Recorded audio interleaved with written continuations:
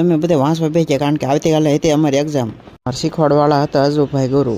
Research કરવો હોય તો એનું પહેલાં કોકે કરેલું હોય અથવા એને રિલેટેડ કાંઈ કામ કરેલું હોય તો કે એને આઈડેન્ટિફાઈ કરવાનું, એને સ્ટડી કરવાનું આખા પેપરને અથવા થીસીસને, અને એને એમાંથી બધી ઇન્ફોર્મેશન લેવાની.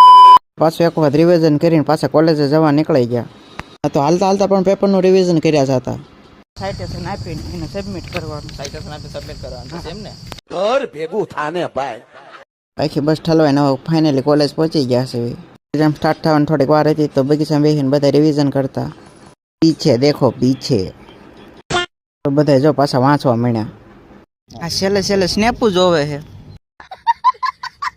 છેલ્લે વાંચવાની પ્રક્રિયા ફૂલ જોરથી ચાલુ છે. એક્ઝામનો માહોલ હો ભાઈ ફૂલ હો. શીખવાડવાનું ચાલુ જ છે હો ભાઈ, પૂરું નથી થયું. Patentability search. ફાઇનલી પેપર પૂરું થઈ ગયું ને બધાને મોટા જોઈને તેમ લાગે છે કે પેપર બધાને બહુ સારું ગયેલું છે.